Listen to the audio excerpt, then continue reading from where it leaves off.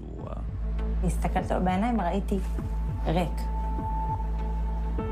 הריח שיצא ממנו היה לא אנושי.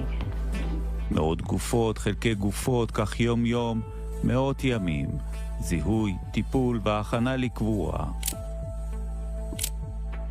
באותם ימים שלמה עוד נלחם בשיניים, ניסה בכל כוחו להמשיך לחיות, להחזיק בית, משפחה וילדים, ניסה להישאר שלם כשהכל בפנים מפורק. אני כבר לא ישן במיטה, נראה לי שנה ומשהו. מה זה לא ישן במיטה? איפה אתה ישן? בספה או בחצר. למה שאני אראה את אשתי או שאני פתאום מצחח בבית? כעת הוא מאושפז במחלקה סגורה. כמעט 3 שנים עברו מאז היום הראשון שלו בשורה. קרסתי. והגעתי למצב שאני רוצה להתאשפז. ואני עד היום על כדורים פסיכיאטריים.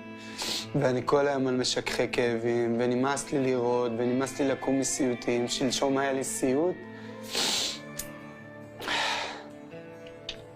שכנראה לא יודע על מה חלמתי אפילו. אבל מתוך סיוט הבאתי פיצוץ למדף שבניתי מעליי. הכל נפל עליי, וקמתי, ראיתי שכל המיטה שלי מים. וזה כאילו לופ כזה שהוא לא נגמר. ואני עד היום על כדורים פסיכיאטריים.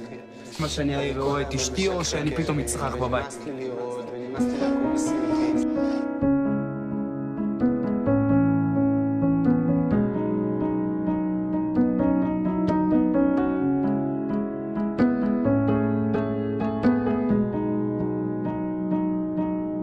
לא צודק ולא חכם, נבוך בן החם, רק אל תצעק יותר. הוא לא יודע, אבא עוד נלחם, בראש צבעי פחם ירוק ואש. בזיכרונות שוקע, זז לא נח מאז, עוד מפחד, לא מרוכז, לא מספר הרבה בכלל. ויש כבר בן חושש עכשיו שכעס יעבור אליו, ויום אחד עצמו ישאל מה אם אמא תיפגע. למה אבא לא נרגע?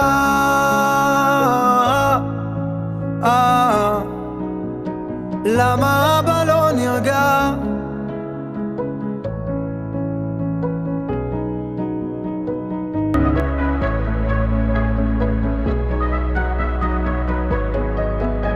אומר לך רק ילד, לאבא יש עוד ילד, מזמן מאז ימי המלחמה. רסיסים לא פגעו בגוף, רק בנשמה. זה למה אבא לא